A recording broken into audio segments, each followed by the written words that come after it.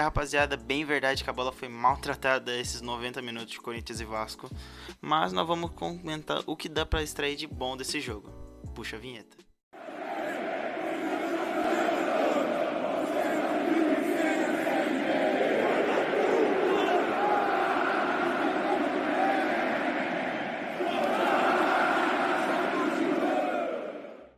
Bom, rapaziada, o que nós pode falar assim desse jogo? Foi um jogo bem abaixo, né? Então, cara, realmente algo que eu não tava esperando. Eu achava que o jogo pelo menos ia ser mais pegado assim. Quer dizer, pegado em quesito de falta até foi, mas em quesito de habilidade mesmo, ficou deixando a desejar. Mas vamos lá, né? Como que nós começa esse jogo? Vamos pro esquema tático do Corinthians. O Corinthians veio com um esquema tático que eu gostei muito quando eu vi, cara. Eu só acho que eu colocaria o Carrilho pro lugar do Martinez. Não acho que necessita dois volantes bem de marcação, apesar do Martinez conseguir correr bastante. Eu colocaria o Carrilho para ter essa criação, assim. Ele que jogou muito bem o jogo contra o Cruzeiro. Então, mas a escalação em geral ficou muito boa, né? Mas depois a substituição que vai complicando. E o Vasco vem com o esquema tático do Léo Jardim, Paulo Henrique, Cuesta, Robert Renan, Puma, Thiago Mendes, que na minha opinião, Thiago Mendes foi um dos melhores na partida, se não o melhor. Eu não tenho melhor da partida por enquanto. Eu acho que a partida foi muito abaixo, assim, que eu nem consegui extrair os melhores mesmo. Poderia ser o Léo Jardim, ele fez uma defesa muito bonita lá com o pontinha do pé, só que estava impedido, então não sei se eu daria pra ele, apesar de ter sido uma boa defesa. E pra vocês terem noção, foi mais ou menos isso o jogo. O Léo Jardim fez uma defesaça que estava impedido e ele pode talvez ser cortado por um dos melhores da partida. O jogo foi bem ruinzinho, né? Vamos lá. Início do primeiro tempo, 0 pro Corinthians, 0 pro Vasco, né? Vamos começar a final. Começamos aos 13 minutos, um chute do Bidon, né? De fora da área. Bate com a perna esquerda, mas ela sai pro canto direito do Léo Jardim. Cara, 13 minutos. Teve um lance também do Gomes, da parte do Vasco, que ele chutou, mas chutou bem lá em cima, bem longe, fora do meio círculo. Então, cara, começou assim, né? Começou de leves e calma que vai piorando. Bom, aí nós temos o gol do Ryan, né? Que depois é constatado que está impedido. No detalhe, o Gustavo Henrique quase dá condição para ele, mas a ponta do pé do Ryan, quer dizer, eu acho que o pé inteiro do Ryan, ele tá à frente, mas um certo perigo. Eu na hora fiquei muito em choque, eu achava que tinha sido gol invalidado, mas mesmo assim eu queria que o Corinthians animasse mais pela essa partida. Parecia que tava meio, sei lá, morto, não sei porquê. O Corinthians não veio parecendo querendo jogar muito. Enfim, falta batida pelo Garro, Ramalho, aí alguém desvia, não tenho certeza, mas acho que é o Bidu. O Memphis chuta pro gol, faz o gol, porém também está impedido aos 26 minutos, né? Aos 26 minutos teve dois gols impedidos, um do Memphis, um do Ryan. Cara, essa tática aí, o Corinthians conseguiu marcar gol com ela lá contra o Cruzeiro, né? Essa levantada do Garro na falta, e aí o Ramalho escora de cabeça para dentro da área, e aí chega alguém para finalizar, só que aí essa finalização acabou não saindo e acabou indo para o Memphis, que estava impedido, né? Claramente. Enfim, fim do primeiro tempo. Nossa, foi tão curto assim o jogo, que não teve mais nada para acontecer? Não, realmente foi mais ou menos isso. Teve dois gols impedidos, é bem verdade, mas não passou disso. Então, cara, eu acho que o Vasco foi melhor esse jogo, mas eu também não coloco o Vasco como bem melhor assim, não. Tipo assim, pelos números até, que a gente vai dar uma revisada depois, o Corinthians aparenta ter sido melhor. Mas, olhando o jogo, dá pra ver que o Vasco foi um pouquinho acima, apesar de ter sido pouca coisa, né? Vamos pro segundo tempo. O segundo tempo só começa de verdade aos 22 minutos, com um lance perigoso mesmo, que é essa cabeçada do Caio Barros. que bateu na trave, todo mundo ficou em choque, colocou a mão na cabeça na hora. Ainda bem que bateu na trave, né? Eu espero que vai fazer falta pro Vasco e aí o Corinthians consiga erguer a taça. Mas, cara, é muito perigoso. Essa cabeçada surgiu do escanteio, que surgiu do chute do Felipe Coutinho, que foi travado, e aí surgiu o escanteio. O Barros subiu muito bem, né? Subiu bem alto, inclusive, por sinal. E eu não acredito que tenha sido uma falha da defesa, mas poderia muito ter tido mais atenção para esses lances, né? Porque esses lances, apesar, tipo assim, do Cauã ter sido muito bem, ter subido bastante, tem que ter atenção à área defensiva aí nessa parte, né?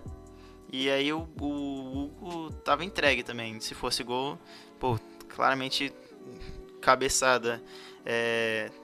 Dentro da área, assim, obviamente dentro da área, mas que bate na trave, se fosse pro gol, aí já era, né? Não tinha muito o que falar. Bom, e 5 minutos depois, Gustavo Henrique, ele erra a cabeçada. Eu ainda acho que ele não pegou muito mal, mas ele podia ter pegado muito melhor. Geralmente daí ele não costuma errar. Isso aí foi o escanteio, Memphis cobrou, Gustavo Henrique subiu para cabecear e cabeceia, a bola pinga no chão, só que ela pinga para fora, então não foi lá dos muito bom, apesar de ter tido choque de cabeça, né? Então acredito que isso tenha atrapalhado muito. Acho que se o Gustavo Henrique tivesse conseguido subir mais, tanto que ele consiga subir mais ou que o outro não consiga subir tanto, eu acho que se ele pegar em cheio aí é gol, porque o Gustavo Henrique é um colosso de cabeça e se ele não disputar com alguém dessa distância aí, não tinha como, ia ser gol do Gustavo Henrique, mas nesse caso não saiu. Aqui, né, a grande defesa do Léo Jardim que eu tinha comentado antes, que foi com o pé, né, não foi com a ponta do pé, mas foi com o pé como tudo, que é o Bidu, lança lá pro meio da área, o Yuri Alberto vem, chuta caindo já, e o Léo Jardim acaba defendendo com o pé. Defesaça, né, independentemente se tá impedido ou não, mas defesaça. O bom é que, tipo assim, o bom que tava impedido é que, cara, como não foi gol também, pouco importa. Até melhor acredito, pro Yuri Alberto não ter sido impedido, no caso, né? Me embolei um pouco, mas acho que vocês entenderam. É melhor pro Alberto ter tido esse impedimento, porque fica mais feio pra ele, apesar do jogo do Yuri Alberto ter sido horrível, né? Eu quero fazer uma pergunta ao senhor Dorival, mesmo que ele não vai responder, né? É retórica. Cara, o Dorival mexeu muito mal, Dori. E eu queria perguntar assim pra ele: por que não tirou o Yuri Alberto, cara? Ele tira o Memphis aos 84, 86 minutos, né? E coloca o Dieguinho, coloca mais um meio campista. O Vitinho tava pelo lado esquerdo, né? Eu acredito que o Dorival tinha colocado o Vitinho como mais criação, mas o Vitinho acabou caindo pelo lado esquerdo, colocou o Rodriguinho para cair do lado direito, o Carrilho e o Maicon lá no meio de campo, o Maicon para defender, mas não conseguiu fazer isso. E tira o Memphis para o Vitinho para cair pela ponta e deixa só o Roberto sozinho lá na frente. Cara, não fez o mínimo de sentido o que o Dorival fez hoje. Cara, ele trocou os 4 do meio de campo, que é certo que alguns deles não estavam num dia muito bom, o Garro não estava no dia bom, mas podia provocar mais. O Raniel até que estava legal, o Martins estava abaixo, o Bidon estava muito bom para mim antes. Pra mim não fez motivo o Bidon sair, porque eu acredito que ele era um dos pontos de destaques do Corinthians, apesar de não ter feito muitas coisas. Ele estava bem melhor na partida do que a maioria. E ele decide trocar os 4 do meio e no finalzinho do jogo tira o Memphis. Cara, pra mim era óbvio a substituição no Yuri Alberto. Colocava, eu nem tenho certeza, mas colocava o Guinegão ou colocava outro atacante, realmente atacante, podia ter ser o Romero. Eu acredito que ia ser uma melhor opção do que colocar 5 meias, apesar de apesar de o Vitinho e o Dieguinho serem ofensivos, eu esqueci de comentar também o André, né? Que eu esqueci de ter a substituição. Mas o André, o Maicon, o Carrilho faz total sentido, só que pra mim deveria começar com o Carrilho. Então, cara, não achei legal o que o Dorival fez na partida de hoje. Eu não sou técnico, eu não sei de quase nada, eu só vejo e comento. E quando antes de acabar o jogo, eu já tinha certeza que essas substituições iam dar errado, né? Então, é isso. Fim de jogo, 0-0, jogo bem ruim, né? A gente já falou bastante disso, mas, cara, vai ficar pro Maracanã. Então, nós temos que dar um ótimo jogo lá, porque o Vasco vai vir empenhado. Então vai ser osso duro de roer. Era muito melhor ter colocado um golzinho aqui, porque aí no Maracanã a gente já dá uma controlada mais, tenta fechar, por mais que o Maracanã seja grande. Mas, cara, e com 0-0, não sei. Apesar do Corinthians ter classificado pela vitória em cima do Cruzeiro, só que ganhou no Mineirão, perdeu em casa. Poderia ser assim, né? Empate em casa e ganhar no Maracanã e aí vir a taça, mas isso aí é o destino que nos vai mostrar, né? Vamos para o momento estatística, né? Que a gente tem aqui no canal. Cara, a estatística, o Corinthians teve pouca posse de bola acima, mas teve mais. Um jogo de muitas faltas, teve 28 faltas, porém poucos cartões, só 4 cartões, 2 para cada lado. Então, faltinha boba para matar, assim.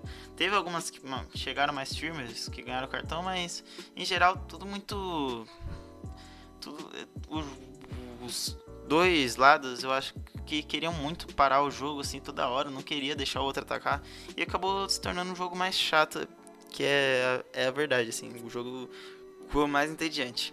E aí os gols esperados que eu quis separar para vocês, o Corinthians teve mais gols esperados do que o Vasco, que me surpreendeu. Eu acredito que o Corinthians pode até ter tido mais chance, mas as mais preocupantes eram do Vasco. E então, cara, olhando isso aqui, dá pra falar que o Corinthians foi melhor. Porém, olhando o jogo como um todo, o Vasco foi melhor que o Corinthians. Além de ter tido a chance melhor, né? E o momento de destaque, que a gente geralmente separa um jogador de destaque assim. O momento de destaque é pra quem não assistiu o jogo e ficou querendo descansar, poupar pra quinta-feira. E é isso aí, mano.